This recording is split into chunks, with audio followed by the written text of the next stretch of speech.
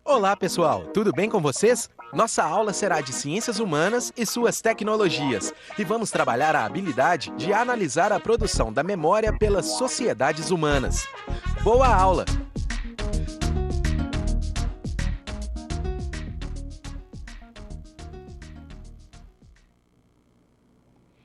Olá, gente. Estamos aqui para mais um trabalho com vocês em cima da preparação para o Enem, né? Então, acho que uma coisa sempre muito legal, assim, antes da gente começar qualquer coisa. A prova tem uma atmosfera, a prova tem uma direção, ela tem um jeito de pensar. E muitas vezes a gente se dá bem numa prova quando a gente entende as intenções de quem está fazendo a prova. Então, uma parte do nosso trabalho aqui hoje vai ser discutir um pouco as intenções de quem está fazendo essa prova, tá? Então, nós vamos falar na página 412 aí do seu material. A ficha, qual que é o número da ficha mesmo? 414. Não, a ficha 92. É a ficha 92 que a gente vai trabalhar com vocês. Vamos com calma, porque é isso uma das coisas que a prova vai cobrar de vocês. Assim, não adianta espetáculo pirotécnico, enfim. Fazer uma prova dessas é disposição para leitura. Então, a nossa aula vai estar muito calcada no tipo de atmosfera que você vai precisar ter no dia da prova. E a gente vai discutindo isso na medida que a coisa fluir. Não esquece, manda pergunta para a gente, vai aparecer aí na tela aí o endereço para onde você vai mandar as perguntas. Quanto mais a gente conseguir conversar, mais próximo a gente vai estar da realidade da prova. E mais eu vou entender o que eu falei que eventualmente você ficou em dúvida, ok? Então vamos conversando aí no decorrer do trabalho, tá? Vamos começar a trabalhar. Então, vamos entender primeiro o seguinte. O governo fala das habilidades e competências. A que isso se refere? Volta para mim um pouco aqui. Vamos pensar um pouco o seguinte, quer dizer, se você olhar a tradição do que é chamado de vestibular no Brasil, existe uma coisa nele que é para o bem e para o mal. Para o mal, questões decorebas, questões de nome do cara, data, enfim. Quando o Enem se consolida, ele quer dizer, olha, isso não é uma seleção de candidatos que me interessa. Mas para o bem, porque tinha um vestibular que já faziam coisas legais. O governo vai apontar nessa direção e vamos pensar assim, ele vai irrigar esse terreno, falando, ó, então tá, o que é preparar um aluno em história, em geografia, nas ciências humanas? O que eu preciso fazer? Então, professor, você vai dar aula, você vai pensar, quando você vai tratar do assunto, você tem algumas ferramentas que esse aluno vai precisar para fazer universidade, para lidar com o dia a dia, para ler o jornal. Então, hoje, nós vamos trabalhar, coloca na tela aí qual é a competência do dia. Olha só o que está escrito. Compreender os elementos culturais que constituem a identidade. Então, pensa comigo, compreender elementos culturais que constituem a identidade. Tem duas coisas aí que são centrais. Primeiro, o que é cultura? Para entender o que é elemento cultural. Segundo, o que é identidade? Então, vamos entrar no clima pensando primeiro como é que a gente pode definir cultura. Então, claro, a gente vai encontrar definições sofisticadíssimas e uma vasta bibliografia. Agora, estou pensando em você que está aí me assistindo, pensando assim, mas eu preciso ter uma definição mais simples para a hora que eu for fazer a prova. Então, eu escolhi uma que eu gosto muito e que a gente vai poder conversar, que é essa próxima. Ué, que eu fiz errado, opa, foi o Renan. Essa daí que está aparecendo na sua tela. Olha lá. Lê com calma, lê com calma. Cultura seria aquilo que se quer cultivar, o que um povo ensina aos seus descendentes para garantir a sua sobrevivência. Vamos ler de novo? Não, volta, aparece de novo lá. Cultura seria aquilo que se quer cultivar, o que um povo ensina aos seus descendentes para garantir a sua sobrevivência. Olha que legal. Um povo ensina aos descendentes para garantir a sobrevivência. Então, vamos pensar num exemplo muito bobo. Tem um filho, vai furar a parede. Você pega a furadeira, teu filho de 10, 12 anos começa a te ajudar. Fala, ó filho, a bucha, o parafuso. E ensinar o teu filho a usar a furadeira é cultura. Porque você considera que isso é importante para ele. Então, o que você escolher contar para o seu filho, tudo aquilo que você escolher contar para ele, você vai chamar isso de cultura. Você pode ajudar teu filho a escolher o time de futebol, porque você acha que isso é importante para a sobrevivência dele. Isso é cultura. Você vai ensinar os seus valores morais. O que você teu pai te ensinou um monte de coisa. E algumas você não aprova. Aí você não vai transmitir para o seu filho. Gerações pode ser que aquilo se perca. Que aquilo marcou uma determinada cultura, porque tinham condições favoráveis, e na outra cultura não marcou. Porque o tempo foi passando, as coisas foram mudando e a cultura foi mudando. Então a cultura ela é dinâmica. Mas tem sempre uma dificuldade quando a gente pensa em cultura, que é entender que culturas são distintas. Na tua rua, você ensina teu filho a usar uma furadeira. O teu vizinho acha isso ridículo e não ensina. Vou dizer, a minha cultura está certa, a cultura do vizinho está errada. Esse é o grande problema da cultura. E isso é fundamental quando você vai ensinar história, falando, olha, existem diferenças culturais. E considerar que uma cultura é superior à outra, isso é bem delicado. Então, eu escolhi uma historinha para a gente pensar sobre isso. Olha, não vamos perder de vista que a prova do Enem é uma prova de leitura. Então, nós vamos ler várias coisas aqui hoje e a gente vai ficar conversando sobre essas coisas que a gente for lendo. Então, eu escolhi aí uma historinha para a gente ler, né? Para pensar também nessa outra questão que é a identidade. Você está olhando aí falando, pô, Renan, mas RG chama carteira de identidade, então isso é identidade? É um pedaço. É a sua identidade perante o Estado.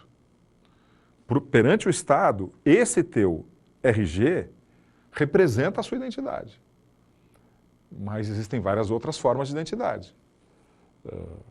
Afinidade esportiva pelo mesmo time é uma identidade. E aí pode ser que você tenha uma pessoa, que você tenha uma tremenda identificação e uma identidade por questões culturais, mas que na hora que você vai falar de futebol, as suas identidades são distintas. Então, o que a gente precisa pensar a respeito da identidade? Mostra esse. Identidade é de grupo, é de gênero, é étnica e é regional. Você pode ter uma identidade étnica com alguém. Nós somos espanhóis, nós somos portugueses, nós somos índios, nós somos descendentes de negros, mas às vezes as diferenças culturais levam você a se afastar dessa identidade étnica. Então, olha só. Nessa aula de hoje tem duas coisas importantes já. O que é cultura e o que é identidade.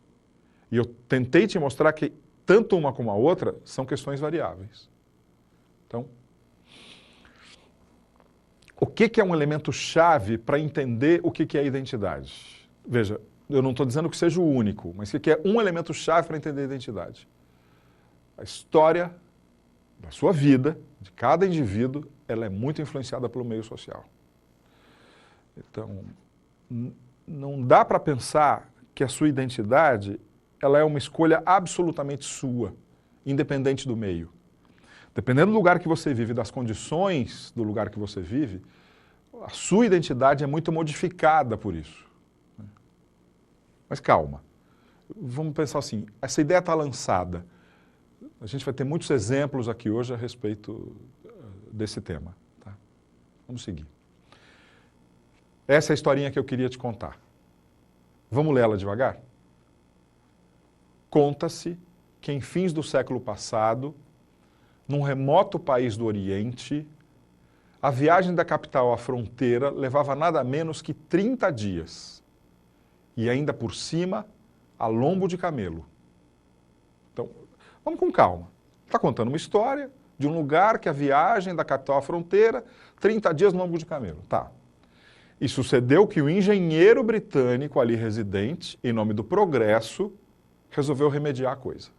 Então você tem lá uma situação, uma viagem que demora 30 dias, aí o engenheiro falou, olha, eu vou tentar melhorar isso para vocês. Então, vamos continuar, volta lá para a tela. Ao engenheiro. Enfim, concluiu ele, após uma audiência com o respectivo chá ou coisa que o valha. Construindo-se a estrada de ferro de que o país tanto necessita, a viagem até a fronteira poderá ser feita em um só dia. Então, ao engenheiro, está levando muitos dias. Nós vamos fazer uma estrada aqui e o percurso que era feito em 30 dias passará a ser feito num único dia. Então, o engenheiro, a sua noção de progresso, a sua cultura, a sua identidade, os seus valores, falando com um cara que é de uma tribo, que tem uma cultura diferente, que a sua identidade é diferente. Olha só como essa história termina. Mas objetou o velho monarca que ouvira com uma paciência verdadeiramente oriental. O que é que a gente vai... Não, peraí, volta para trás. O que é que a gente vai fazer dos 29 dias que sobram? Mantenha aí. Olha o argumento. O monarca escuta o cara falar, olha, vai ficar... Em vez de fazer em 30, vai fazer em 1, que beleza. Olha a resposta. O que é que a gente vai fazer dos 29 dias que sobram? Volta para mim agora. Vamos raciocinar em cima dessa conversa. Essa história é simples e fantástica. Então eu vivo, tenho meus valores, minha cultura. Chega um engenheiro com a sua cultura e fala, olha, vamos fazer aqui uma solução, uma ponte, uma estrada de ferro. Isso é progresso, você fazia em 30 dias, agora você vai fazer em 1 dia. Aí o cara que tem outros valores, uma cultura distinta, responde. O que eu faço nos outros 29 dias? Qual a nossa tendência, muitas vezes, nessa história? Quem tem razão? O chefe da comunidade ou o engenheiro? Na verdade, os dois têm razão, mas a razão é distinta. Quer dizer, eles olham para o mundo com valores diferentes. E, talvez, aqui é a gente viajando agora, né? Para o chefe daquela comunidade, progresso fosse a caminhada de 30 dias. Não, a gente vai junto, a gente conversa, esse tempo a gente está ganhando, é saudável, enfim. Eu posso imaginar várias leituras diferentes da leitura do engenheiro da sua cultura. O problema é, se uma cultura se considera superior à outra, ela vai chegar e vai dizer, é um absurdo o que esse cara está pensando, porque ele deveria pensar como eu. Então, viajar pelo mundo. O cara chega num lugar que os valores são diferentes do dele. Se ele começa a falar que eles deveriam agir como eu, ele não vai conseguir entender aquela cultura. Então, a questão cultural mais importante é, você escolhe coisas para transmitir para o seu filho. O seu vizinho pode escolher diferente. E um cara que está do outro lado do mundo com uma cultura diferente, pode escolher coisas bem diferentes. A disposição de quando você estuda história é olhar para essas culturas tomando muito cuidado para não impor a cultura do seu tempo sobre a dos outros povos. Bom, acho que aí a gente tem um raciocínio, porque assim, quando eu penso na prova do Enem, esse raciocínio que a gente acabou de fazer, ele está num caminhão de questões que você vai responder. Você tem várias questões que estão colocadas ali que discutem essa questão, e não só nessa habilidade que a gente está discutindo aqui hoje. Esse é um raciocínio bem legal para você pensar na prova. Mas, espera aí. Então, discutimos identidade e cultura um pouco nessa história que a gente acabou de contar. Agora, vamos para o passo seguinte. Em cima dessa questão da identidade e da cultura, vamos pensar na habilidade que se pretende trabalhar hoje. Analisar a produção da memória pelas sociedades humanas. Volta para mim. Produção da memória é a primeira coisa que eu quero conversar com vocês. O que está colocado aí? Memória é uma produção. Memória também é uma escolha. Quer dizer, você olha para a tua vida, você lembra de tudo do seu passado? Não. Você lembra de um monte de coisa legal, um monte de coisa ruim. Muitas questões aí são escolhas. Algumas, com o tempo, você foi não falando dela e você foi esquecendo daquilo. Às vezes, diante de uma situação no futuro, você lembra, nossa, uma vez é verdade, como é que eu esqueci isso?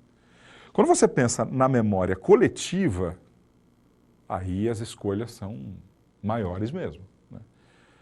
É muito comum, quando um poder se estabelece em algum lugar na história, ele recontar o passado e mudar o que se valorizava, dizendo, não, isso aqui que vocês valorizavam, não. Isso que vocês não valorizavam é que é bacana. Então, memória é uma produção. Você vai produzir, quer dizer, você vai agir sobre as escolhas que você faz a respeito do passado. Volta na imagem. Isso, ó. Então, ó, é analisar a produção da memória pelas sociedades humanas. Volta para mim. Então, é como a memória é produzida pelo coletivo. Então, como é que a gente olha para o passado e para essa questão da produção da memória? Bom, vamos avançar. Vamos devagar. Olha o exemplo que eu escolhi para vocês. Esse é um exemplo que todo mundo gosta quando o ano começa. O ano de trabalho. Normalmente você olha o calendário e você vai olhar os feriados. E você não vai olhar o feriado para ver que dia cai aquela data, porque você quer ver que dia que você vai ter folga. E você fica bravo quando cai tudo no fim de semana. Mas eu fiz um recorte nos feriados. O Brasil tem 12 feriados. O que é um feriado? É uma data comemorativa. É uma hora que assim, a sociedade deve parar, foi decretado um feriado, porque naquele dia aconteceu um evento que deve ser valorizado. Então, vamos parar no dia da independência, no dia que morreu tal pessoa, Estados Unidos, o dia que Martin Luther King foi assassinado, o líder do movimento negro, é feriado nos Estados Unidos. Nós vamos parar para pensar no Martin Luther King. O Brasil tem o dia da consciência negra, que é o dia do zumbi. Então, olha, vamos parar nessa data para pensar. Então, volta para o calendário. 12 feriados nacionais. 6 são religiosos. E estão vinculados a uma religiosidade católica. Sexta-feira Santa, domingo de Páscoa, Corpus Christi, Nossa Senhora Aparecida, Finados e Natal. 6 religiosos. Olha a importância da questão da religiosidade no Brasil. 3 são comemorações cívicas. Tiradentes, Independência do Brasil e Proclamação da República. Então eu tenho 6 religiosos e 3 cívicos. 2 são comemorações mundiais. Confraternização Universal, que é o 1º de janeiro, né? E o Dia do Trabalhador, que é o 1º de maio. Então, volta para mim. Nós temos 12 feriados. 6 envolvem escolhas da memória religiosa do Brasil. 3 da questão cívica. É isso, né? Volta lá, porque eu esqueci. Não, volta na imagem. 3 são de comemoração cívica. E 2 são associados a uma situação universal. Bom, volta para cá. Quando eu olho para esses feriados, eu posso dar uma aula de história inteira aí. Eu posso parar num curso de história e falar, olha essas escolhas. Olha o que a gente resolveu valorizar na questão da memória. O que não tem embutido nessas escolhas? O tipo de prova que vocês vão fazer é um tipo de prova que quer ver se você está pensando sobre essas coisas. Então, isso não diz muito. Vamos pensar agora em tudo que a gente veio falando até agora. Esses feriados, eles não falam muito sobre a nossa cultura? Eles não falam muito sobre a nossa identidade, esses feriados? E eles nos dizem respeito à produção da nossa memória? Então percebe, tudo que eu estou apresentando está irrigando as conexões entre esses temas. Bom, então, vamos devagar, vamos avançar mais um pouco agora. Qual é um problema sério dessas abordagens todas? Etnocentrismo. Volta para cá, volta para mim um pouquinho. Tem uma questão fundamental de vocabulário na vida que é, se você nunca tinha usado ou visto a palavra etnocentrismo, não sei, enfim, mas se você nunca tinha visto, e hoje vai ser a primeira vez que você vai lidar com essa palavra, como é que a gente aprende a usar as palavras? Usando. Então, daqui por diante, é legal, se você se vê diante de situações que você acha que podem ser etnocêntricas, que você use a palavra. Quer dizer, você tem que treinar o uso, escrever, porque essa é uma palavra central para pensar no mundo contemporâneo. Então vamos lá para a definição. Julgamento da cultura do outro a partir de sua própria cultura. Então, o engenheiro, naquela história de construir a estrada de ferro, que fazia em 30 dias e fazia em um dia, se ele olhar para a cultura do chá lá, enfim, e disser, sua cultura é inferior à minha, o que ele está fazendo? Etnocentrismo. A maneira que ele vai estar agindo é uma maneira etnocêntrica, se ele achar que é superior. Se ele aceitar dizer, não, tudo bem, você tem razão, a gente olha para o mundo de um jeito diferente, não vou ficar tentando impor a minha maneira de enxergar as coisas. Mas se ele olhar e falar, que absurdo, como é que o cara quer continuar andando 30 dias a pé, se ele pode fazer em um dia? Etnocentrismo. É quando eu olho a cultura do outro e tento impor o meu modelo cultural. Você está carregado de exemplos no mundo contemporâneo de questões etnocêntricas, né?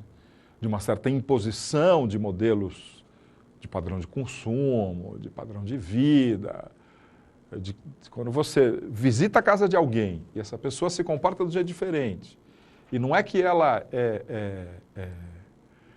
roubou dinheiro público, jogou papel na rua, não é que ela, enfim, ela faz uma escolha, olha, eu gosto de comer com mais pimenta. Aí você volta e fala, pô, mas que absurdo, ele pôr pimenta na comida, eu odeio quem põe pimenta. Amigo, como assim? São escolhas diferentes, né? Enfim, a gente precisa sempre tomar muito cuidado com essa perspectiva etnocêntrica, porque ela pode ser sempre muito complicada, né? Então, como é que a gente vai fazer? Eu vou falar etnocentrismo várias vezes. Vou retomar algumas, mas vamos tentar usar essa palavra hoje, porque é uma palavra-chave também para você se dar bem aí nas questões do Enem. Tá? Bom, chegou a pergunta, vamos respirar um pouco. O que foi? A gente vamos lá. É uma pergunta que veio, qual é o polo? É isso? Estou lendo certo, quem me ajuda? É isso? Polo Escola Satélite. Pergunta que veio assim, podemos ter identidades ou a identidade é algo único? Né? Quer dizer, o que essa pergunta está remetendo? O começo da nossa conversa. Né? Não, identidade é eu sou brasileiro. Então, mas você pode ser brasileiro e se sentir brasileiro quando está assistindo um jogo de Copa do Mundo, mas ter alguns eventos em volta de você que você olha e fala assim, não, eu sou brasileiro, mas isso que acontece em volta de mim eu não gosto.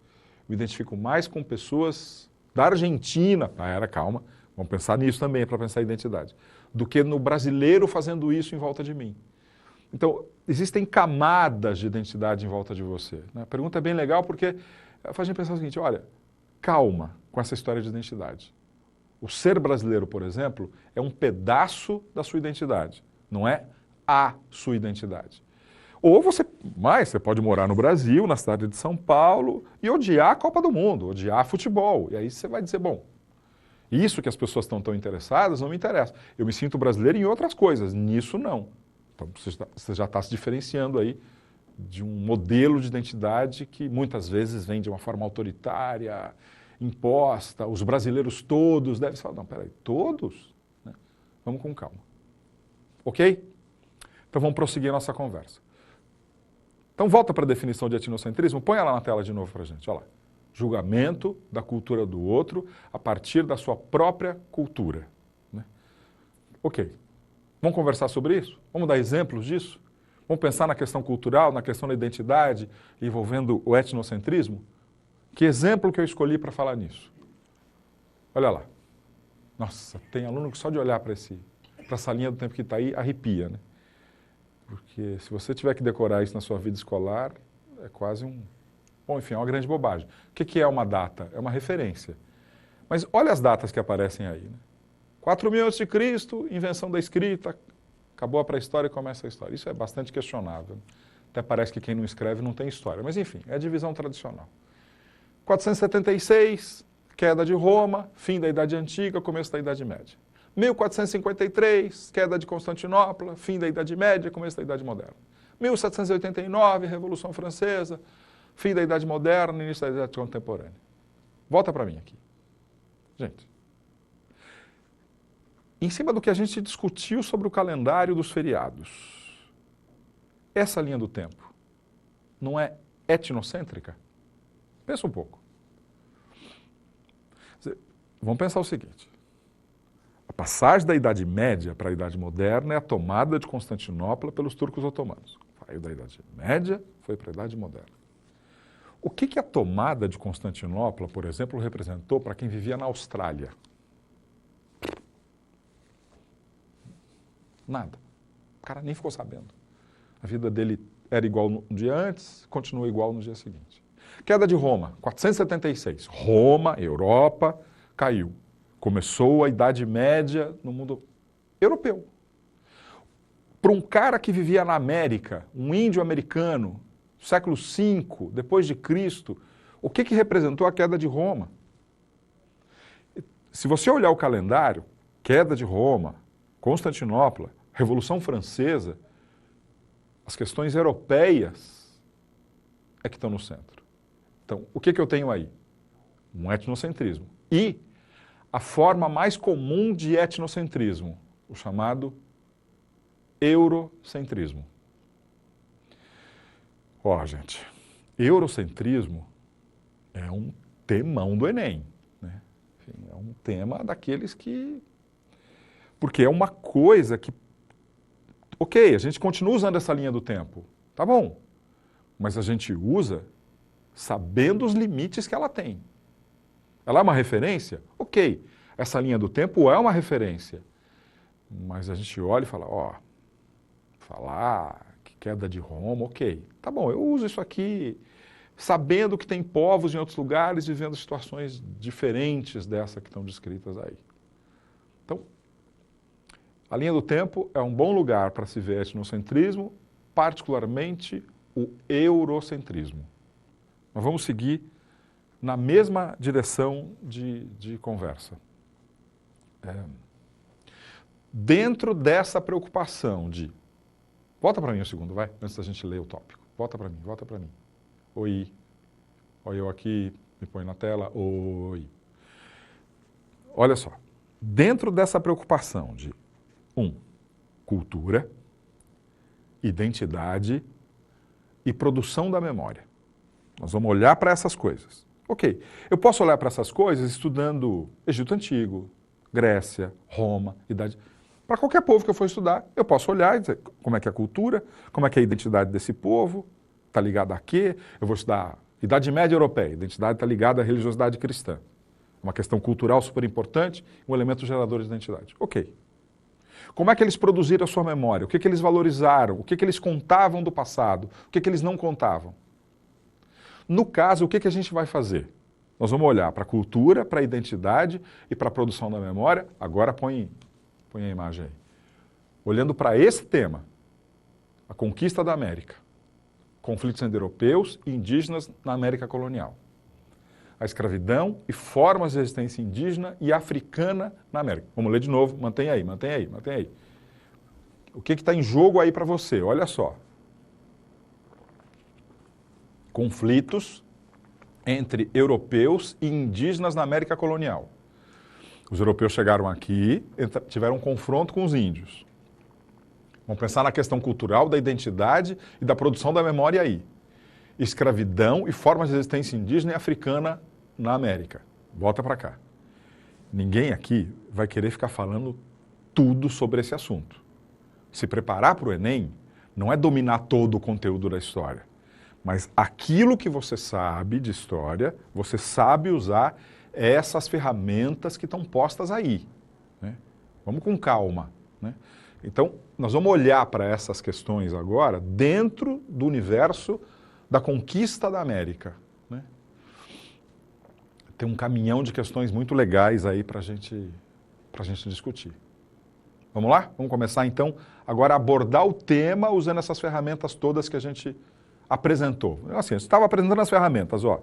Vamos trabalhar com essa, vamos trabalhar com essa, vamos trabalhar com essa. Ok. Então agora está aqui a peça de trabalho do dia. Olha só. Então, qual é a peça fundamental para olhar para a conquista da América? Dentro do etnocentrismo, o eurocentrismo. O material que você tem para ler em casa, nessa ficha sua, quando você for ler, você vai se deparar com essa terminologia que eu coloquei na lousa. Eu queria que você se familiarizasse para facilitar a sua leitura. Volta para a ficha, para a imagem lá. Colonizadores. Eles são considerados como conquistadores e heróis. Os nativos, os chamados ameríndios, bárbaros e selvagens. Volta para mim. Então, quando vai se produzir a memória, quando vai se contar a história da conquista, tradicionalmente se apresenta o europeu como um conquistador, um desbravador, um grande herói. E o nativo como um bárbaro a ser civilizado. Ou seja, eu estou considerando que a cultura dos índios é inferior à cultura europeia. Eu estou considerando que a cultura dos europeus é o padrão e o modelo a ser seguido. Eu estou tendo um princípio etnocêntrico. Eu não estou respeitando a identidade dos índios. E estou considerando que eu vou impor a minha identidade a esses povos. Né? Bom, no vestibular já teve uma questão bonita. Numa prova que a pergunta era assim: Cristóvão Colombo, herói ou vilão? Fazer uma redação, dar minha opinião, acho que ele foi... Não. Argumentar historicamente. Se a gente parar para pensar, na perspectiva de um europeu, Colombo é um herói. Por quê?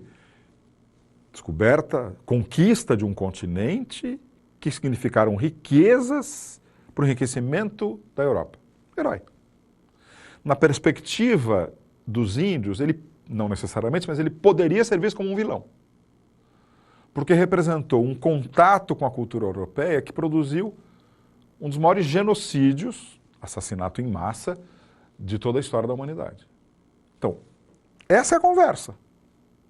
Os europeus chegam com a sua cultura cristã e vão entrar em contato com os índios. Duas culturas, duas identidades diferentes. Como é que a gente olha para isso? Qual a perspectiva de integração, confronto, miscigenação que essas coisas tiveram? Vamos lá? Vamos para a próxima ficha. No seu material, de novo, tem lá uma frase do Monteiro Lobato que remete a tudo que a gente vinha conversando. A história é escrita pelos ocidentais e, por isso, torcida a nosso favor. O que é essa conversa? A história dos ocidentais torcida a nosso favor. O que está embutido aí nessa conversa dos ocidentais é: eu conto a história e construo uma versão ocidental dos acontecimentos, ou eurocêntrica dos acontecimentos. Você vai ler isso depois em casa e a hora que você estiver lendo, você vai lembrar um pouco dessa conversa que a gente teve aqui. Vamos seguir. Ó. Carmen Bernard, Sergei Gruzinski são os dois historiadores especializados em História da América. Tem um livro belíssimo chamado A História da América. E olha a pergunta que eles fazem sobre o contato dos europeus com os índios, da dificuldade de hoje a gente entender a história dos índios. Ele fala assim, ó, como penetrar nesse outro mundo sem reduzi-lo demais à nossa forma de perceber os seres e as coisas. Gente, é complexo esse negócio. Vamos olhar de novo para a ficha lá, mostra de novo. Como penetrar nesse outro mundo sem reduzi-lo demais à nossa forma de perceber os seres e as coisas. Então, você é um historiador, sério. Você conhece os problemas de etnocentrismo, enfim. Você vai estudar os povos americanos. Como é que eu faço para estudar esses povos sem reduzir demais esses povos à maneira que eu vivo? O que muitos historiadores fizeram quando chegaram na América? Olharam para as pirâmides dos astecas, também chamados de mexicas, para as pirâmides maias e falaram, isso é como o Egito Antigo. O que eu estou fazendo? O Egito Antigo é uma referência da minha cultura. Aí eu olho e falo, opa, mas será que a pirâmide tem a mesma finalidade? Será que tem os mesmos valores? Então, o que eles estão alertando é aquilo que é central quando você vai fazer pesquisa. Fala, o que eu faço para não impor demais a minha cultura na interpretação desses povos, né? Então, vamos com isso para frente. Vamos lá, ó. Eu preparei uma tabelinha para vocês que mostra a população estimada do continente americano um pouco antes da chegada dos europeus. Claro que isso é estimativa, eu coloquei até a fonte da pesquisa para vocês. Você sabe que a prova de vocês tem muita tabela, muito gráfico a ser interpretado, né? Então, é sempre bom a gente olhar gráfico e tabela com cuidado, porque está lá, você vai ter que olhar com atenção para conseguir interpretar. Então, volta para a tabela lá. Né? Então, dá uma olhada na população estimada. E aí, do lado, tem o percentual da população americana. 7,7% no que hoje é a América do Norte, 37% aproximadamente no México, 10% aproximadamente na América Central, 10% aproximadamente no Caribe, 20% nos Andes, 14% nas planícies da América do Sul. Pergunta que eu poderia fazer a partir disso daí. Quais são os 2 lugares de maior concentração de população no continente americano, de população indígena no continente americano? Volta lá, olha lá. É visível, né? México e Andes. Quem está aí? Os astecas no México, também chamados de mexicas, e nos Andes, os incas. Né? Então, região dos mexicas ou astecas e a região dos incas são as regiões de maior concentração humana. Então, se eu vou olhar para esses povos, é claro que essas 2 regiões chamam muito a atenção. E a primeira pergunta que eu poderia fazer é por que essas regiões concentraram tanta gente? Né? Daqui a pouco a gente vai responder uma pergunta sobre isso. Vamos avançar?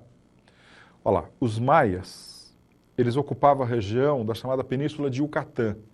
Uma referência recente é pensar que Cancún, no México, está nessa Península de Yucatán, né? Lá na pontinha. Né? Então ali havia uma civilização bastante sofisticada, ainda próximo da região da América Central. Antes da chegada dos europeus, a civilização maia já tinha sido dominada pela civilização asteca. Né? Então, a próxima. Não, pode seguir lá direto. Eu aviso quando for para voltar para mim. Então aí tem a região do Império Azteca, ou também chamados de mexicas. Eu estou insistindo em mexicas porque a terminologia mais correta é mexicas, tá? Então, mais preocupado em te dar familiaridade com essa expressão, apesar de Azteca ser ainda a expressão predominante.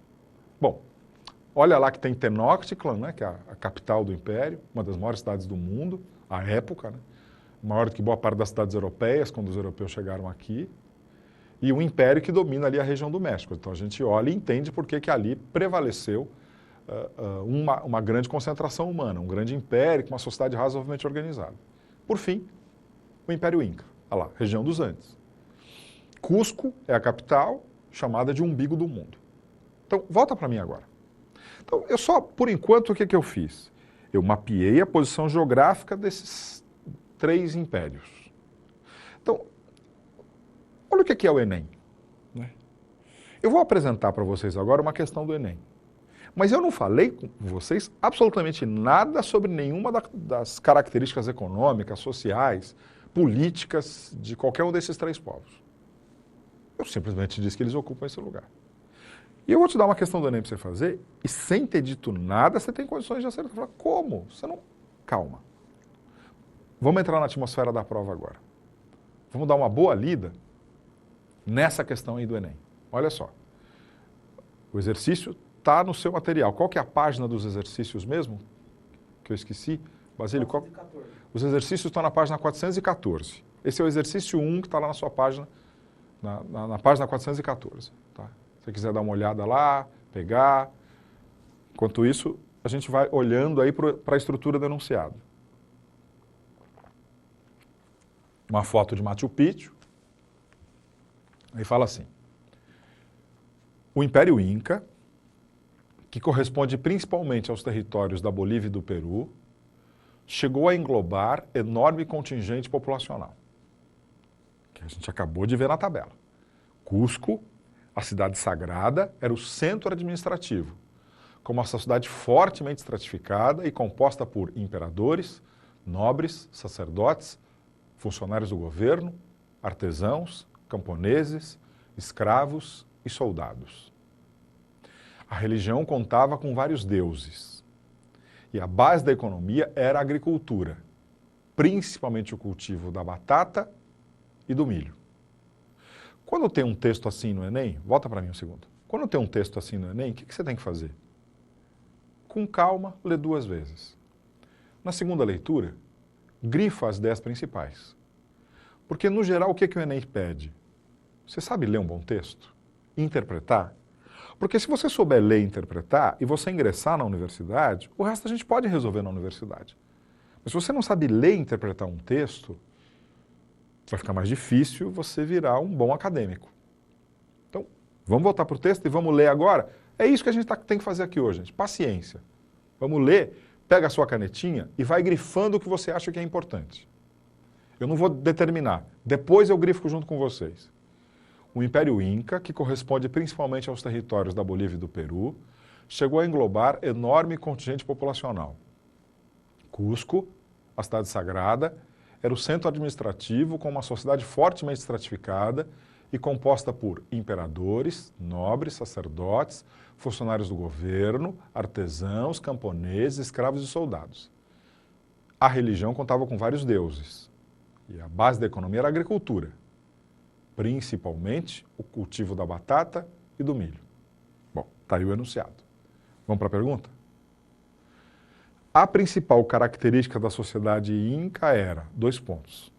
Alternativa A, ditadura teocrática que igualava a todos. B, existência da igualdade social e da coletivização da terra. C, estrutura social desigual compensada pela coletivização de todos os bens. D, existência de mobilidade social, o que levou à composição da elite pelo mérito. E, impossibilidade de se mudar de extrato social e a existência de uma aristocracia hereditária. Vou te dar 2 minutinhos. Você lê o enunciado de novo, as alternativas e vê o que você acha. Tenta responder retomando o enunciado e aquilo que você grifou.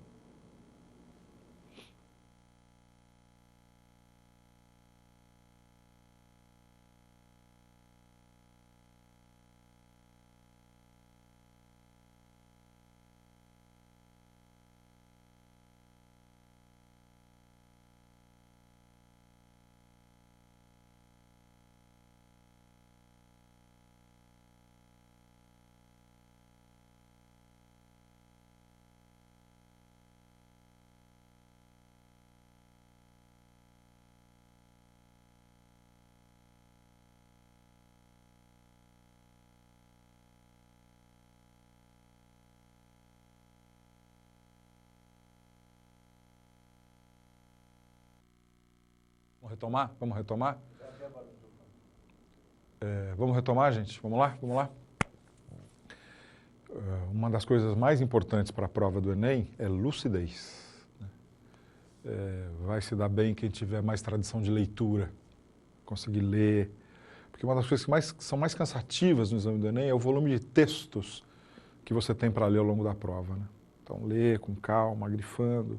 Você acha que você está perdendo tempo, você quer ir para a próxima rápido?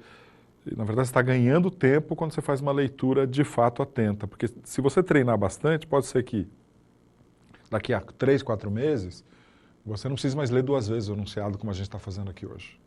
Você consiga ler uma vez só, né? Então, vamos ver qual que é a alternativa correta. A alternativa correta é a alternativa E. Impossibilidade de se mudar de extrato social e existência de uma aristocracia hereditária. Volta para mim. Porra, mas você não falou nada disso. Como é que ia saber? Está no texto. A resposta não exigia que nenhum aluno tivesse tido Inca na sua formação escolar, mas que ele tivesse lido o texto com atenção. Quer ver? Vamos voltar para o texto enunciado? Olha lá, gente. Vamos achar o que ele falou no enunciado. O Império Inca, que corresponde principalmente aos territórios da Bolívia e do Peru, chegou a englobar enorme contingente populacional. Até aqui, não deu ainda a informação da alternativa. Cusco, a cidade sagrada, era o centro administrativo com uma sociedade fortemente estratificada. Olha lá, sociedade fortemente estratificada. Aí ele vai definir essa estratificação. Imperadores, nobres, sacerdotes e funcionários do governo. Artesãos, camponeses, escravos e soldados. Então ele fala que é estratificada no enunciado e define os níveis de estratificação. Quando você olha para a pergunta, o que fala a alternativa correta? Impossibilidade de se mudar de extrato social. Sociedade estratificada. Baixa mobilidade social, pouca mobilidade social. E uma aristocracia hereditária que caracteriza a sociedade estratificada. Então, bom, fica calmo. Eu vou te explicar essas coisas agora. Mas eu preferi primeiro te mostrar como, às vezes, está na atmosfera da prova, entender o que ela deseja. Porque o que acontece, às vezes, com um aluno desesperado? Ele olha e fala assim, Meu professor não me ensinou os incas. Não sei fazer. Pode ser que você tenha. Pode ser não. Nós teremos na prova alunos que não tiveram incas e vão se dar melhor do que alunos que estudaram a civilização inca nessa questão. Se esse aluno aprendeu a gostar de leitura, a lidar com terminologia de historiador, ele acaba se dando melhor nesse tipo de coisa. Por isso que é importante você participar aqui, interagindo como você vai ter que fazer lá. Manda pergunta pra gente, vai aparecer aí de novo o endereço, manda pergunta pra gente manter aí uma dinâmica de conversa a respeito desses assuntos, tá? Bom, agora a partir do que essa pergunta levantou, vamos pensar um pouco em termos desses povos? Como é que eles viviam antes dos europeus chegarem aqui? Como é que foi esse primeiro contato com os europeus? Tá bom, agora é uma aula de história um pouco mais tradicional do que a gente vinha fazendo até aqui agora. E vai levar aí um tempinho. Vamos com calma agora? Vamos pensar o seguinte. Nós temos vários povos vivendo aqui no continente. Colombo chega em 1492, de uma sociedade europeia cristã, marcada por um espírito de expansão da fé cristã. Colombo é um homem assim, ele está pensando muito na sua fé cristã quando ele chega aqui. Então, imagina um índio, seja ele de qualquer um dos povos. A gente costuma dizer o seguinte, nos povos americanos, a gente encontra de engenheiros a canibais. Quer dizer, de civilizações mais sofisticadas a civilizações marcadas ainda pelo canibalismo. Qualquer um deles vê descer de uma caravela. Ele nunca viu uma caravela. Um homem branco, nunca viu. Barbudo. Os índios são imberbes, eles não têm barba. Carregando na mão um alcabuz, que é uma arma de fogo. É fácil para esse índio criar interpretações religiosas para esse homem branco que está chegando. Agora, para a gente não fazer eurocentrismo, vamos pensar que se o inverso acontecesse, a gente teria uma situação similar. Como assim? Se um índio com a sua cor de pele, imberbe, com seus trajes, desembarcasse na Europa da Idade Moderna, extremamente religiosa, com perseguições, crença em bruxaria, seria muito fácil esta Europa fazer uma interpretação religiosa desse índio que ia chegar. Religiosidade é muito forte nas duas culturas. Bom, quando esse homem branco chega, ele estabelece um primeiro contato com os índios e vai entrando no território. Colombo é o primeiro, depois vem os dois grandes conquistadores, que são Cortés, que é o cara que submeteu os mexicas, astecas, né? E o Pizarro, que é o que submeteu os incas. Quando eles vão entrando no território, eles vão produzir o genocídio. Então, vamos pensar nesse genocídio, nesse assassinato em larga escala. Uma pergunta interessante é sempre, que ferramentas foram importantes para esse genocídio? Evidentemente, arma de fogo. Mas eram poucas armas de fogo, porque eram uns 200, 300 homens. Mas a arma de fogo impressiona e dá... uma coceira no olho aqui, gente, um segundo. E dá uma agilidade muito maior aos europeus. Outra arma importante, o cavalo. Pra vocês terem uma ideia da importância que o cavalo tem na história, o cavalo é a principal arma de guerra do ser humano até a Primeira Guerra Mundial. Em muitas regiões da América Central, era proibido que os índios tivessem cavalo até o século XIX. Um homem a cavalo é, de fato, uma arma de guerra muito impressionante. Então, arma de fogo, cavalo. Outra arma importante, rivalidade entre as tribos, que também foi usada como arma. Isso é uma arma que eles usaram com muita habilidade na África e aqui. Quando eles vão dominar os mexicas, o Cortés, ele vai se aproximar de tribos que eram rivais do Império Mexica. E aí, com essas tribos, ele domina os mexicas e depois as tribos que ajudaram. E uma arma que aparece com muita frequência em prova. Doenças. Os europeus rapidamente perceberam o efeito de uma simples gripe entre os índios. E usaram, sim, as doenças como armas. Percebiam o efeito e tentavam fazer a gripe chegar a uma tribo que oferecia resistência, usando aquilo como uma arma de destruição. justificado pelo cristianismo. A catequização dos índios é uma grande questão que está colocada no processo de colonização. Aí, gente, tem uma discussão muito legal que é assim. O primeiro olhar de muitos europeus para os índios foi dizer, são infiéis. Que é a designação que eles davam aos muçulmanos, que eles odiavam e que lutavam naquele momento contra eles. Mas muitos membros do clero vão dizer como infiéis se eles não conhecem a fé cristã. Um muçulmano conhecia o cristianismo e nos converteu. Então, chamá-lo de infiel, para esse setor do clero, era aceitável. Mas vai dizer, o índio, como é que eu vou chamar ele de infiel? Ele não conhecia. Então, qual é a minha obrigação? Catequizá-lo. Conceito de que a minha cultura é superior a deles. Gente, aí tem coisas que são incríveis, assim. Tem um texto fantástico, que está num livro de um historiador chamado Todorov, de um cara que descreve a floresta americana e diz assim, a floresta americana é inferior à floresta europeia. A floresta europeia é melhor. Como assim? A mata é superior? Então, esse olhar da suposta superioridade europeia em relação às culturas americanas, enfim, toma muitas direções, né? Bom, enfim, então esse é um primeiro olhar, o impacto da chegada deles e o impacto fortemente de imposição dos seus valores da sua cultura. Vamos pensar um pouco a respeito disso agora? Em cima dessa questão que eu estou colocando aí. Ó, mestiçagem é um termo que provém de um adjetivo latino mesticius, que designa aquele que nasceu de uma raça misturada. Miscigenação ou mestiçagem é um processo de mistura de seres humanos e culturas. Miscigenação ou mestiçagem é um processo de mistura de seres humanos e culturas. A miscigenação, ela é uma questão interessante da humanidade. Olhar para o Brasil, por exemplo, a mestiçagem está em toda parte. Qual o grande problema da mestiçagem? Se ela é feita num modelo democrático, em que as culturas são diferentes e elas se respeitam, ou a gente voltando para o início da nossa conversa. Ok, pode ser bem bacana. O problema da mestiçagem é se eu faço uma mestiçagem considerando que uma cultura é superior à outra. Eu vou pensar no mestiço clássico do continente americano.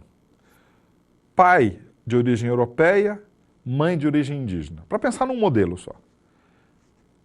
Então, esse cara carrega sangue, heranças culturais do dominador e do dominado. Então, ele é pressionado a se identificar com a cultura do dominador e a ter uma certa vergonha da cultura do dominado.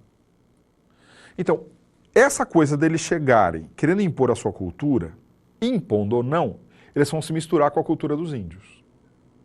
A gente, às vezes, não para para pensar no tamanho da influência indígena no nosso dia a dia.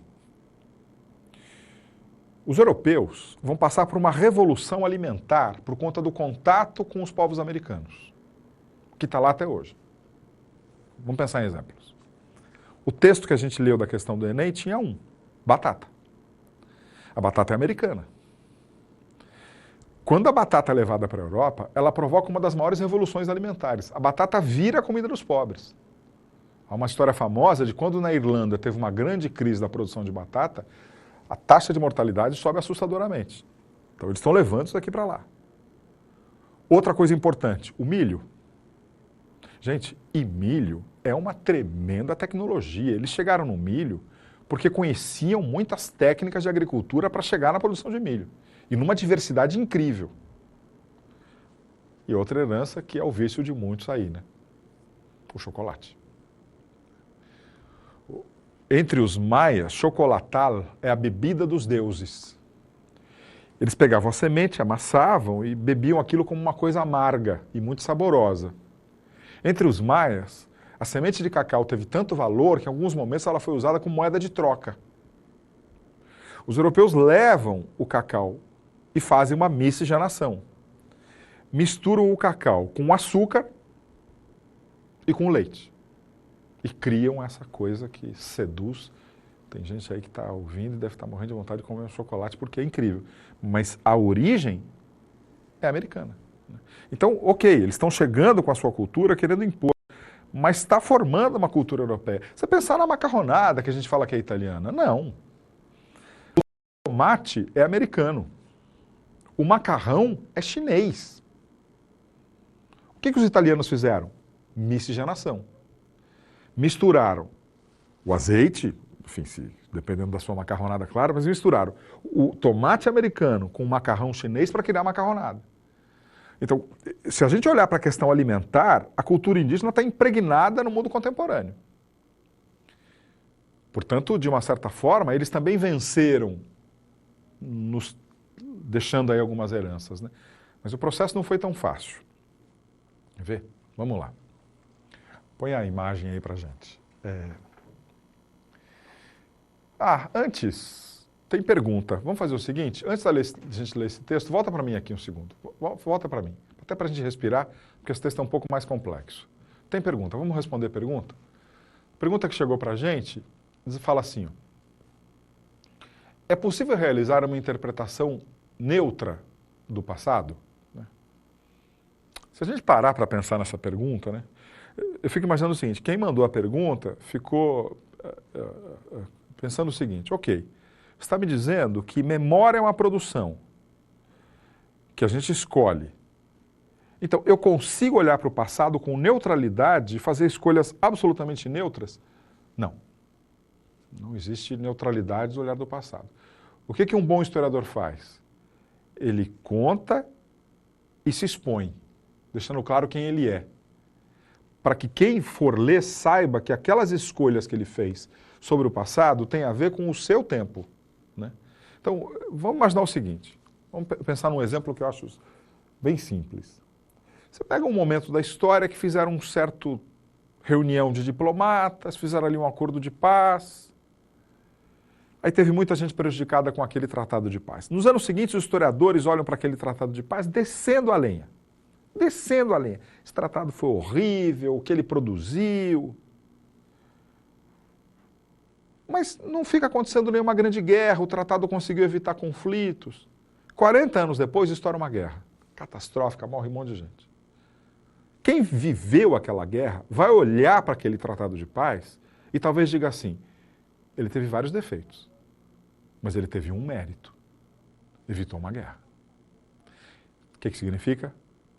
Dependendo daquilo que eu estou vivendo, eu olho para o passado de um outro jeito. Dependendo daquilo que estiver acontecendo comigo, eu vou olhar para o passado de uma outra forma. Por isso, não dá para ter neutralidade com um olhar sobre o passado. Tudo bem? Bom, se quem mandou a pergunta considera que não ficou boa, a gente responde mais depois. Mas acho que tem mais uma pergunta aí. Olha lá. Estão mandando um abraço para a gente do Polo de Montes Claros. Para você mandar um abraço. Estão me avisando assim, para eu mandar um abraço, Montes Claros, eu não conheço Montes Claros, mas tá mandado aí o abraço para vocês. Puxa, foi a Yara que mandou, tá bom, obrigado, Yara. Abração para você, especialíssimo, Yara. Vamos lá? Respiramos? Então agora é um texto denso. Você vai falar, Renan, texto denso? Amigo, é o Enem. E é um texto muito bacana, daqueles historiadores que eu acabei de citar, Carmen Bernardi e Sérgio Gruzinski. Põe a imagem para a gente aí, põe o texto. Olha lá. Invasores europeus, índios vencidos ou insubmissos, quer dizer, índios que se entregaram e que resistiram, africanos vítimas do tráfico, a diversidade dos seres que se enfrentaram, algumas vezes se uniram e se mesclaram no continente americano não tem equivalente. Olha que frase bacana, hein? Não tem equivalente essa mesclagem que aconteceu aqui de europeu chegando, índio e africano. Ao cabo de gerações, as mestiçagens, sob formas surpreendentemente diversas, iam moldar novas sociedades que se afastariam tanto dos mundos indígenas como dos modelos europeus e africanos. Nossa Senhora, que texto. Volta para mim um segundo. Sabe o que eu quero que você faça? Eu vou colocar o texto de novo na tela um minutinho. Eu quero que você leia sozinho antes de eu fazer a minha reflexão. 30 segundos. Lê de novo.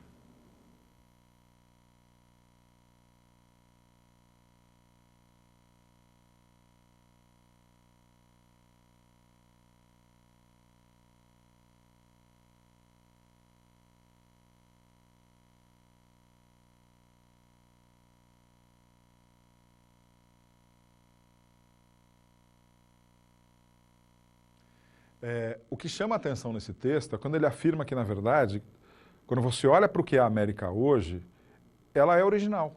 Ela é uma mistura de uma cultura africana com a cultura indígena, com a cultura europeia. Mas a mistura criou uma coisa absolutamente original. É um pedaço da nossa identidade, do ser americano, independente do ser brasileiro. E essa diversidade, dependendo da maneira que a gente olhar, se a gente não achar que tem uma cultura superior à outra, enfim, ela pode ser muito bacana, né? Pode ter muita tristeza aí, mas tem muita coisa bem legal. Quer ver? Volta, olha, põe para mim aqui primeiro, deixa eu contar a história disso que vai aparecer aí. Esse mesmo livro, do Gruzinski e da Carmen Bernard, abre com uma história belíssima, assim. 1571, um descendente de europeus, de espanhóis, mandou uma carta para os seus parentes na Espanha, explicando por que ele ia casar com uma índia. E veja, aí não é o estupro mais, não é a dominação, ele vai se casar com uma índia.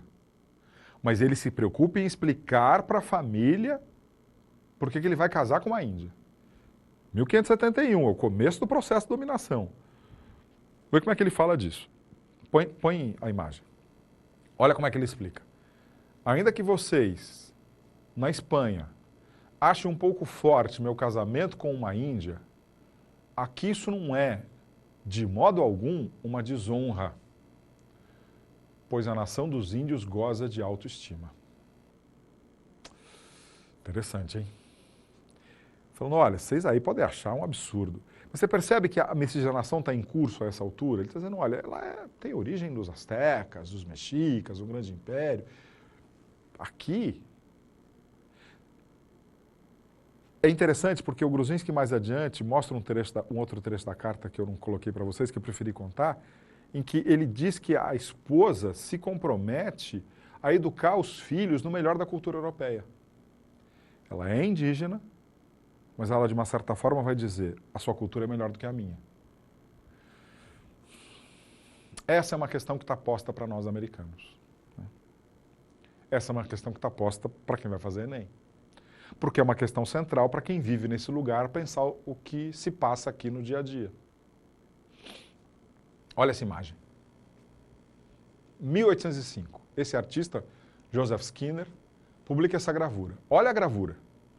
É uma índia, olha os traços, ela é claramente uma índia. Mas como é que ela está vestida? Minerva, deusa romana da sabedoria. Volta para mim. O artista pega uma índia, ó a miscigenação, ó a mestiçagem, e faz ela vestir a deusa romana da sabedoria. Bom, eu estou misturando a cultura europeia com a cultura indígena. Estou. Mas eu estou considerando que a cultura europeia, greco-romana, aí no caso, é uma cultura muito legal para vestir esta Índia. Eu estou vestindo o índio com a cultura do europeu. Daria para montar uma bela questão em cima disso, hein? Em cima de tudo que a gente já falou aqui. Porque a interpretação de imagens, que a gente chama de documentos visuais, é um outro formato de questões do Enem. Mas eu estou falando demais. Vamos parar. Nós vamos fazer agora o exercício número 2 do seu material. Vamos fazer o seguinte, eu não vou ler junto com vocês de primeira. Vamos inverter agora? Eu quero que você leia o enunciado sozinho primeiro. Você aí, como se você estivesse lá no dia da prova, você vai pegar a questão 2, qual que é a página mesmo? Dos exercícios? 414, isso. A questão 2 da página 414 dos exercícios. E você vai ler o enunciado sozinho, vai grifando logo de primeira, para a gente continuar a nossa conversa. Bom divertimento.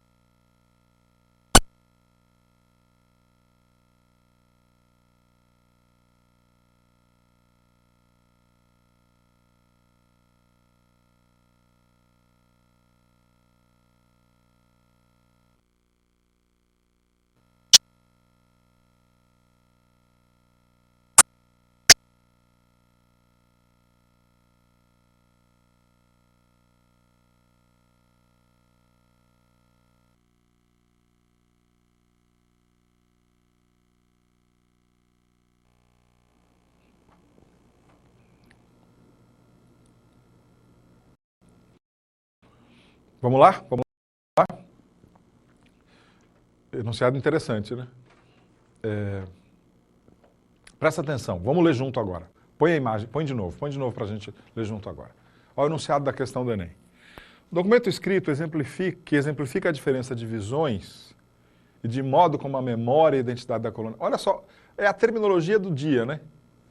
Diferentes visões, memória e identidade da colônia portuguesa na América foram construídas pelo europeu. É a Carta do Caminha, né? A famosa Carta do Caminha. Em carta ao rei Dom Manuel, Pero Vaz de Caminha narrou os primeiros contatos entre os indígenas e os portugueses. Olha esse pedaço da Carta do Caminha, que não é um pedaço que tradicionalmente se comenta da carta, né? Quando eles vieram, eles os índios, o capitão estava com um colar de ouro muito grande ao pescoço. Um deles fitou o colar do capitão e começou a fazer acenos com a mão em direção à terra. E depois para o colar, como se quisesse dizer-nos que havia ouro na terra. Outro viu, olha só, não, desculpa, gente, eu vou voltar. Quer dizer, o cara olha, um deles fita o colar e faz acenos em direção à terra. Olha como é que o cara interpreta. Ele está querendo dizer que tem ouro na terra, ele está apontando, olha, ele apontou aqui e está apontando para lá. Bom, é uma possibilidade, claro. Outro viu umas contas de rosário brancas e acenava para a terra, novamente para as contas, e para o colar do capitão, como se dissesse que daria um ouro por aquilo. Agora, olha só, a consciência, né, de quem está fazendo uma interpretação de acordo com os seus valores. Isto nós tomávamos nesse sentido, por assim o desejarmos. Quer dizer, eu desejo interpretar dessa forma. Mas se ele queria dizer que levaria as contas e o colar, isto nós não queríamos entender. Porque não havíamos de dar-lhe. O índio, o ouro, para a terra. Dizendo que lá tem olha para um colar de conta para a terra. Assim, então, sendo que você dá esse colar de conta em ouro ou em troca da terra. E na sequência ele já fala, olha, eu acho que é isso, porque é isso que eu desejo que ele esteja me contando. Se não é isso, o meu colar ele não vai levar. Então, eu já estou interpretando o que o índio quer de acordo com os meus valores, de cara. Né? Esse fragmento foi muito bem selecionado pelo Enem, viu? Aí vem as alternativas, né? Esse trecho da Carta de Caminha nos permite concluir que o contato entre as culturas indígenas e europeias foi. Bom, de uma certa forma, o comentário que a gente fez já conta qual é a alternativa. Mas vamos ver como é que eles montam alternativas? Isso é uma coisa sempre legal de olhar, né? A alternativa A fala assim, favorecido pelo interesse que ambas as partes demonstravam em realizar transações comerciais.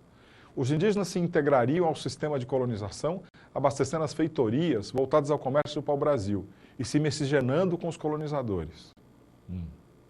Guiado pelos interesses dos descobridores em explorar a nova terra, principalmente por meio da extração de riquezas, interesse que se colocava acima da compreensão da cultura dos indígenas, que seria quase dizimada junto com essa população. C.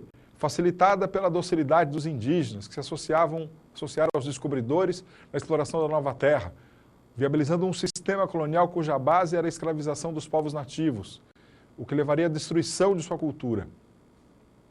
Marcado pela necessidade dos colonizadores de obterem matérias-primas para suas indústrias e ampliarem o mercado consumidor para a sua produção industrial, que levou à busca por colônias, à integração cultural das populações nativas. E, explorado pelos europeus e indígenas de acordo com os interesses culturais dos dois grupos de forma idêntica, ocorreu um encontro pacífico e um processo de hibridização fundamental.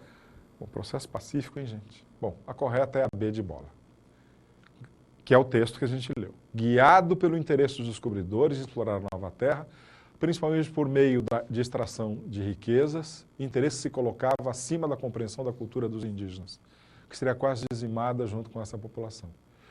Interesse que se... Volta só para a imagem um segundo. Interesse que se colocava acima da compreensão da cultura dos indígenas. Gente, volta para mim agora.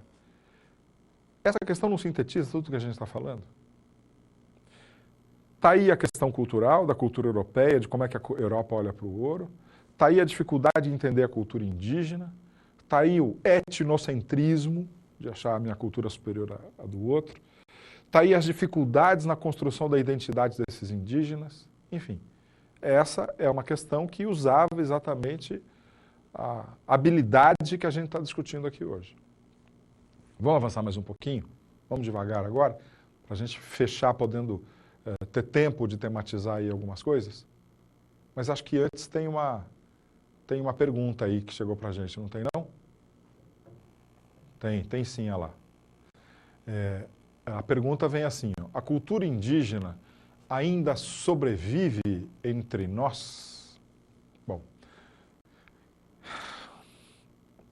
se a gente entender, pensar em nós, cidades brasileiras, campo no Brasil, a gente pode pensar na questão da alimentação que eu citei, a gente pode pensar num certo convívio tenso em relação ao problema das reservas indígenas no Brasil, né? Essa semana aí teve uma matéria muito forte falando da filmagem que se conseguiu de um grupo indígena no interior do Brasil. Enfim, ela está aí presente entre nós, seja com alguns confrontos ainda presentes, com demarcação de terras indígenas, seja com assimilação de questões culturais que a gente discutiu aí, ligada à questão alimentar. Tá bom? Repito de novo. Se você tem mais alguma dúvida, mande. E se você acha que a resposta não ficou a contento, manda a pergunta outra vez. Vamos prosseguir? Vamos lá? Então, olha só. Esse texto conversa com o texto anterior, e eu fiquei pensando, quando eu coloquei esse texto, eu pensei assim, volta para mim um segundo.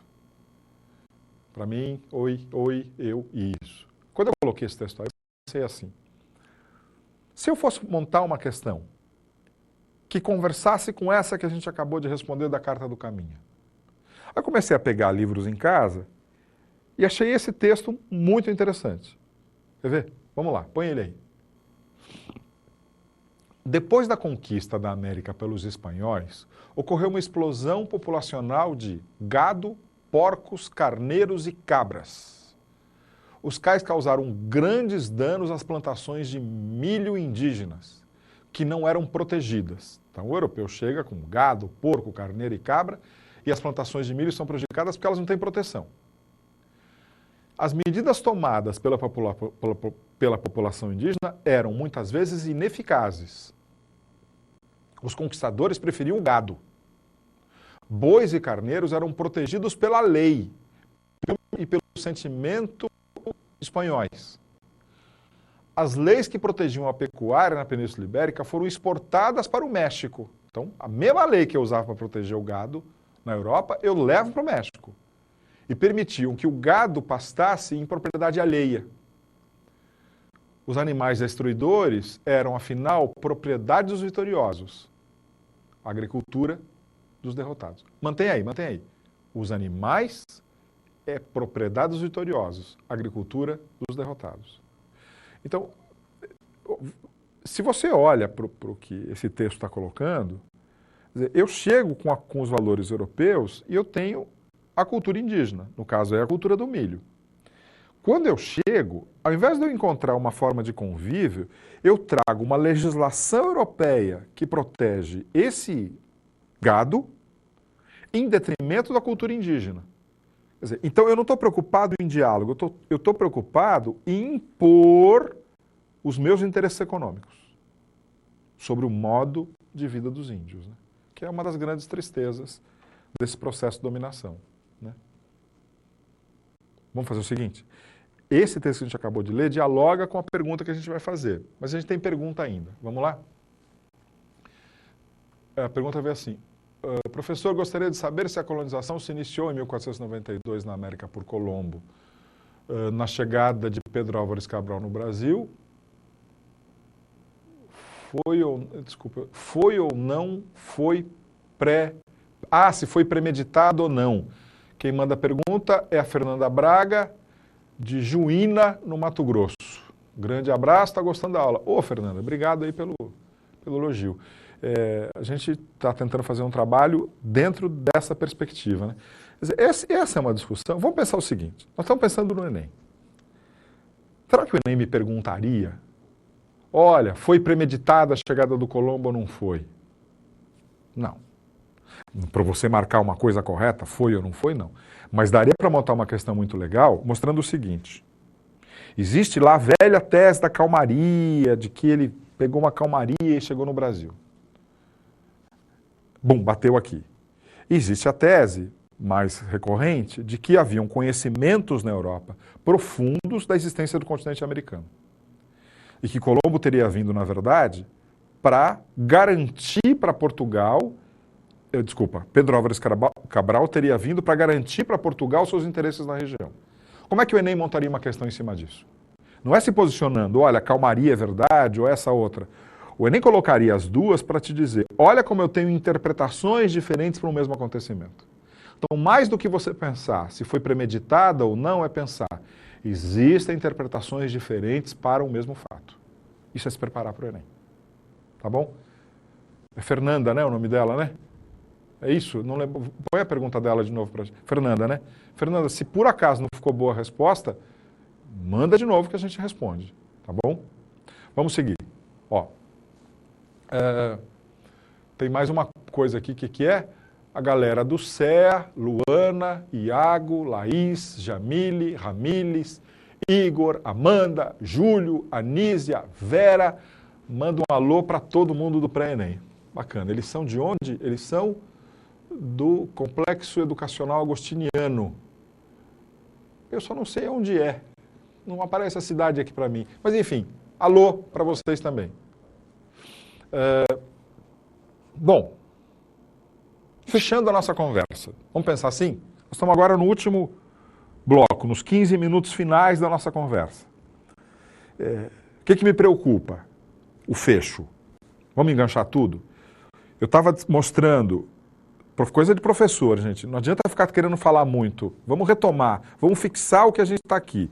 Nós temos uma discussão sobre o que é cultura, as escolhas que você faz da questão cultural. Nós temos uma discussão sobre o que é identidade. A gente tem uma discussão a respeito de como é que eu faço com relação à produção da memória, as escolhas que eu faço em relação ao passado. Eu estou aplicando essas ferramentas para pensar na conquista da América por parte dos europeus. E eu fiz um recorte mostrando para vocês algumas questões que mostram esse contato. A Carta do Caminha, genial para ilustrar esse contato e para mostrar a questão cultural do europeu sobre esses índios. Bom, agora eu acabei de ler para vocês um texto que mostra os caras trazendo porco, vaca, enfim, e fazendo os seus interesses econômicos aí se sobreporem às questões da cultura indígena do plantio do milho. Então, vamos avançar mais um pouco agora em cima disso. É a terceira questão do Enem. Qual que é a página que está no material deles mesmo? 414. Então você vai pegar lá. É uma questão que tem lá uma foto. Quem você vê ali na frente é o Fidel Castro. É uma foto referente à Revolução Cubana, em 1959. Olha o salto que a gente deu. A gente estava lá na colônia e vai para uma questão da... Porra, não, mas o que é isso? O que a gente está fazendo aí agora? Você vai perceber. O que eu vou te pedir de novo? Você vai pegar esse enunciado que está aparecendo aí agora na tela, que está no seu material, e você vai ler sozinho esse enunciado de novo. E a gente já vai continuar a conversa. Vou te dar de novo 2 minutinhos para você fazer isso. Bom divertimento.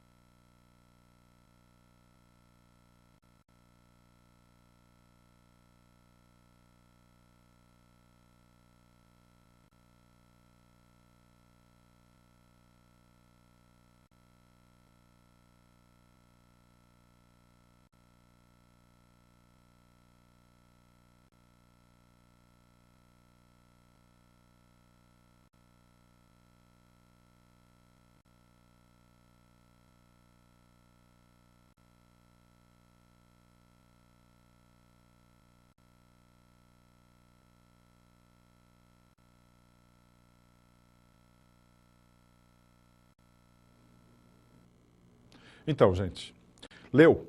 Vamos ler junto agora? Põe na tela de novo para a gente a Revolução Cubana. veio demonstrar que os negros estão muito mais preparados do que se pode supor para ascender socialmente. É um texto do Darcy Ribeiro, que tenta mostrar o quanto os negros estão prontos para uma reflexão mais profunda. Volta lá, volta lá. Pode manter aí, eu te aviso quando for para voltar para mim. Com efeito, alguns anos de escolaridade, francamente aberta e de estímulo à autossuperação, aumentaram rapidamente o contingente de negros que alçaram aos postos mais altos do governo, da sociedade e da cultura cubana. Então ele está dizendo, olha, quando teve a Revolução, que foi dar escolaridade aos negros, muito mais negros conseguiram ascender do que antes disso. Simultaneamente, toda a parcela negra da população, liberada da discriminação e do racismo, confraternizou com os outros componentes da sociedade, aprofundando o grau de solidariedade. Então, esses negros também tiveram uma inserção maior. Segue o texto. Tudo isso demonstra claramente que a democracia racial é possível, mas só é praticável conjuntamente com a democracia social. Quer dizer, ou bem, a democracia para todos, ou não há democracia para ninguém. Porque a opressão do negro condenado à dignidade de lutador da liberdade corresponde ao opróbrio, quer dizer, à desonra do branco posto no papel de opressor dentro de sua própria sociedade. Volta para mim. Então, o Darcy Ribeiro está dizendo, olha, quando em Cuba foi dado, independente de ser socialista, enfim, não é isso que está em jogo, foi dado condição dos negros terem acesso à escolaridade. Mudaram-se os parâmetros de ascensão social, de contato, de convívio, que ele está dizendo, olha, é preciso dar condições de igualdade de convívio para que as pessoas possam se desenvolver. E ele está considerando que isso é a verdadeira democracia. Então, vamos lá. Põe na tela aí para a gente de novo. Segundo Darcy Ribeiro, a ascensão social dos negros cubanos, resultado de uma educação inclusiva, demonstra que... Não vou ler as alternativas com você agora, porque eu já dei um tempo para você fazer. Vem as alternativas, qual delas dialoga com o texto que está colocado aí? Opa, essa daqui não aparece para a gente. Então vamos lá. Então vamos ler. Ó. A democracia está desvinculada da democracia social. Não, o texto fala o contrário. O acesso ao ensino pode ser entendido como um fator de pouca importância? Não. O que o texto diz é que o acesso ao ensino é de muita importância.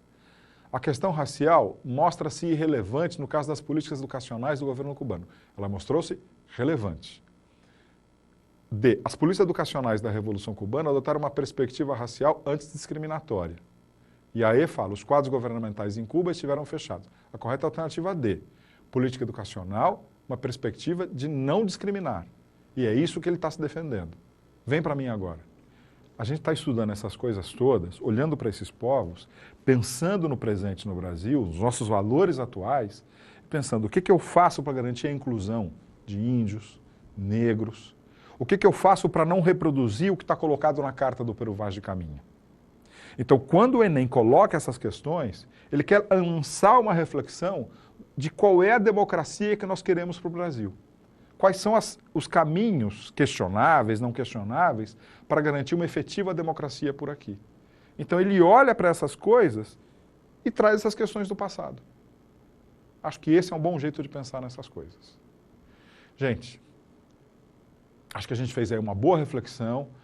Você vai chegar em casa ou no polo mesmo, como você preferir. Leia o texto da ficha, que dialoga com essa aula, refaça algumas dessas questões, que a gente consegue ter um aproveitamento melhor no exame do Enem. Obrigadíssimo pela atenção de vocês e até a próxima. Para desenvolver melhor essa habilidade, consulte a ficha de estudo número 92. Bom estudo e até a próxima aula!